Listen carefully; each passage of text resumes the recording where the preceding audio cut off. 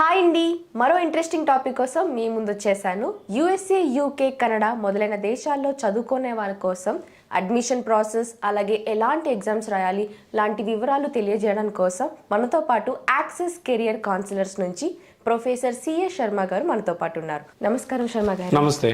ఎలా ఉన్నారు? బాగున్నాను. యూఎస్ఏ, యూకే, కెనడాలో ఎంఎస్ ప్రోగ్రామింగ్లో ఎలాంటి స్పెషలైజేషన్ తీసుకుంటే కెరియర్ పరంగా బాగుంటుంది సార్? అంటే జనరల్గా వాళ్ళు చదివిన దాన్ని బట్టి ఉంటుంది. స్టూడెంట్ బీటెక్లో కంప్యూటర్ సైన్స్ స్టూడెంట్ అనుకుంటే వాడు సపరేట్గా ప్యూర్ కంప్యూటర్ సైన్స్కి వెళ్ళొచ్చు. లేదు అనుకుంటే మన కంప్యూటర్ సైన్స్లో ఉన్నటువంటి స్పెషలైజేషన్స్, బిజినెస్ అనలిటిక్స్ కానీ, అట్లానే మిషన్ లెర్నింగ్ కానీ, ఆర్టిఫిషియల్ ఇంటెలిజెన్సు, సో క్లౌడ్ కంప్యూటింగు, అట్లా డిఫరెంట్ ప్రోగ్రామ్స్ ఉన్నాయి. సో దానిలో ఏది తీసుకున్నా సరే బాగానే ఉంటుంది. కాకపోతే ప్రజెంట్ ట్రెండీ సబ్జెక్టు ఆల్మోస్ట్ ఎక్కువ స్టూడెంట్స్ తీసుకుంటున్నది బిజినెస్ అనలిటిక్స్. ఎందుకంటే అనలిటిక్స్ అనేది కొద్దిగా ప్రోగ్రామింగ్ తక్కువ ఉంటుంది. సో తర్వాత ఫ్యూచర్ కూడా చాలా బాగుంటుంది చెప్పి ఎక్కువ అనలిటిక్స్ తీసుకుంటున్నారు. సో అది స్టూడెంట్ టేస్ట్ని బట్టి ఉంటుంది. వాళ్ళకి ఎందులో రాణించాలనుకుంటున్నారో, వాళ్ళకి మంచి ప్రోగ్రామింగ్ స్కిల్స్ ఎక్స్ట్రాడినరీగా ఉన్నాయనుకోండి, అప్పుడు యాక్చువల్గా ఆర్టిఫిషియల్ ఇంటెలిజెన్స్, మిషన్ లెర్నింగ్కి ఎక్కువ వాళ్ళు మక్కువ చూపుతున్నారు. అలా కాకుండా కొద్దిగా అంటే ప్రోగ్రామింగ్ స్కిల్స్ అంతగా ఉండవు. సో అలాంటి వాళ్ళు కొద్దిగా అనలిటిక్స్ వైపు అయితే మొగ్గు చూపుతున్నారు ప్రజెంట్ అయితే. అవును. సో యూనివర్సిటీస్కి అప్లై చేసుకోవాలంటే ఎటువంటి డాక్యుమెంట్స్ అవసరం అవుతాయి సార్? అవును, జనరల్గా ఏంటంటే ఫస్ట్ స్టూడెంట్ ఈ వ్యూ ఉన్నప్పుడు ఫస్ట్ వాడు ఫైనల్ ఇయర్లోకి వస్తున్నప్పుడే మొత్తం డాక్యుమెంట్స్ అయితే అంతా సెట్ చేసుకోవాలి. ముందు పాస్పోర్ట్ ఉండాలి. ఎందుకంటే పాస్పోర్ట్ లేకుండా మనం జిఆర్ఈ ఎగ్జామ్ కానీ, లేకపోతే డ్యూలింగో కానీ, ఐఎల్స్ కానీ అసలు అటెండ్ అవ్వలేము. సో దానివల్ల ఏంటంటే మనకి అప్పటికప్పుడు మళ్ళీ పాస్పోర్ట్ అప్లై చేసుకోవటం, మళ్ళీ అది టైము, మళ్ళీ లేదంటే తత్కాల్ మళ్ళీ ఎక్కువ అమౌంట్ పెట్టుకోవడం, ఇవన్నీ కాకుండా ఎప్పుడైతే బీటెక్ స్టూడెంట్ థర్డ్ ఇయర్కి వస్తాడో అప్పుడే అన్నీ కూడా ఈ పాస్పోర్ట్ అప్లై చేసుకోవడం ఇవన్నీ పెట్టుకుంటే, తర్వాత ఫోర్త్ ఇయర్లో కనుక ఫోర్త్ ఇయర్కి ఎంటర్ అవ్వగానే సో ప్రాసెస్ స్టార్ట్ చేసుకోవాలి. అంటే ఆల్మోస్ట్ సర్టిఫికెట్స్ అన్నీ ఉంటాయి కాబట్టి జనరల్గా మనం చదివే యూనివర్సిటీలో కానీ, లేకపోతే ఎఫిలేటెడ్ కాలేజీలో కానీ, ఆ చదివే కాలేజీలో బానిఫైడ్ ఒకటి తీసుకోవాలి. అంటే కోర్సు కంప్లీటెడ్ సర్టిఫికేట్ ఒకటి తీసుకొని దాంతోపాటుగా ఎల్ఓఆర్స్ కావాలి, లెటర్ ఆఫ్ రికమెండేషన్స్ అని చెప్పి. అట్లీస్ట్ వాళ్ళకు వచ్చే ఫ్యాకల్టీ ఒక 3 మెంబర్స్ చేత రికమెండేషన్ లెటర్స్ తీసుకోవాలి సీల్డ్ కవర్స్లో. సో తీసుకుంటే కనుక అది మనం ఏంటంటే అప్లై చేసేటప్పుడు కంపల్సరీగా మనం అవి పంపించాలి యూనివర్సిటీకి.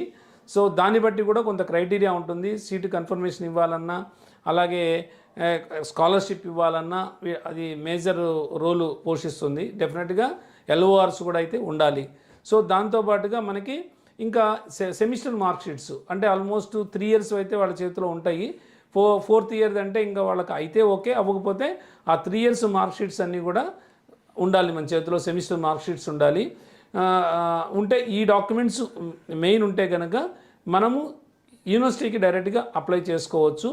సో మమ్మల్ని సంప్రదించగలిగితే వాళ్ళ డాక్యుమెంట్స్ కూడా ఒక్కసారి వెరిఫై చేసి అవి ప్రాపర్గా ఉన్నాయా లేదా, లేకపోతే మళ్ళీ ఒకవేళ తీసుకోవాలంటే ఫ్యాకల్టీ దగ్గర చెప్తాం మనము.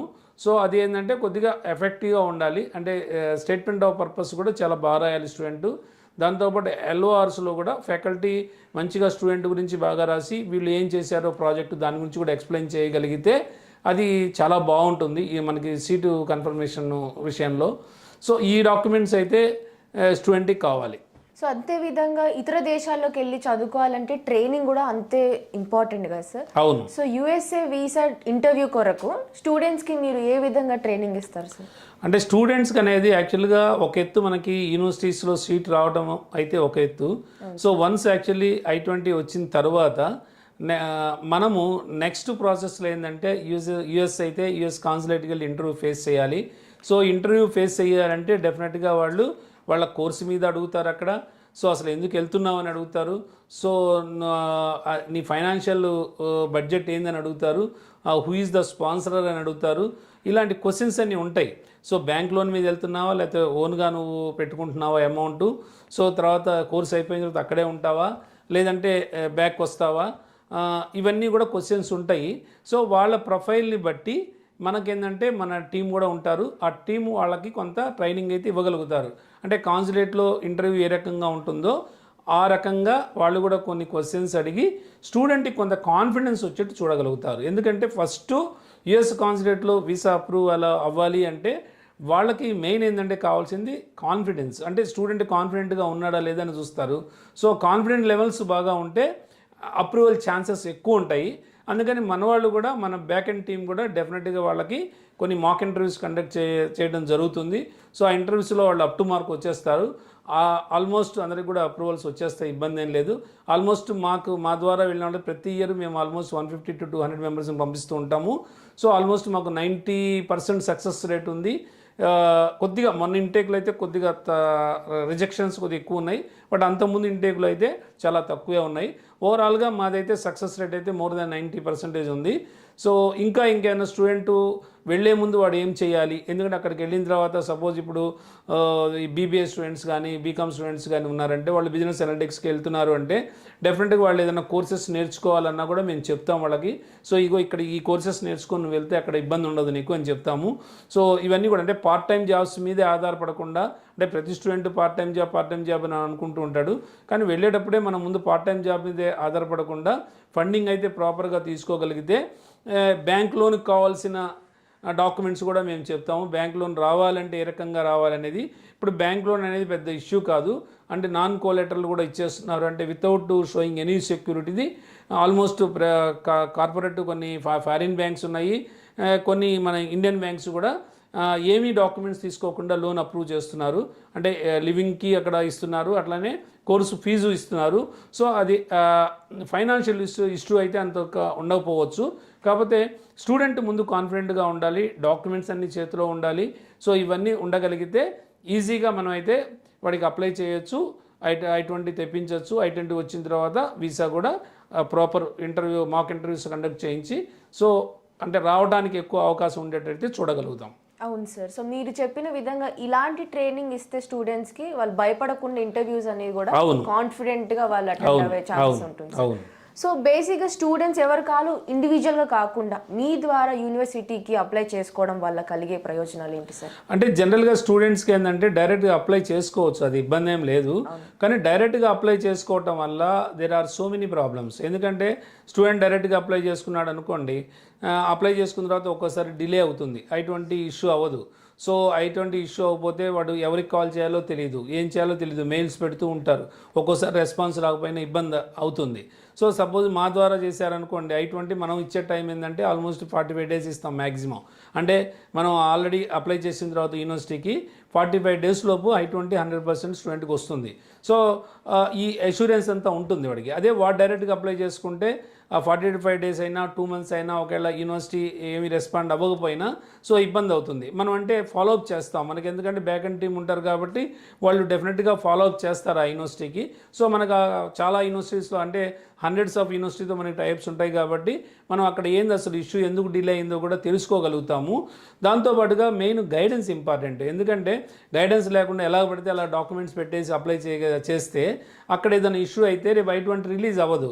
సో అది కూడా ఇబ్బంది అవుతుంది. అదే మన దగ్గరకు వస్తే ముందే డాక్యుమెంట్ ఎలా ఉండాలి, అది ప్రాపర్గా ఉందా లేదా డాక్యుమెంటు, సో మాక్ ఇంటర్వ్యూ ఎలా ఫేస్ చేయాలి, ఇవన్నీ కూడా చేస్తాం కాబట్టి అది స్టూడెంట్కి 100% అడ్వాంటేజ్ అవుతుంది. ఇంకొక అడ్వాంటేజ్ ఏంటంటే మా కన్సల్టెన్సీ ద్వారా వాడు రావటం వలన మెయిన్ ఏంటంటే ఇంతకుముందు మనం కొద్దిగా అడ్మిషన్ అంటే ప్రాసెసింగ్ ఫీజు కూడా పెట్టేవాళ్ళము.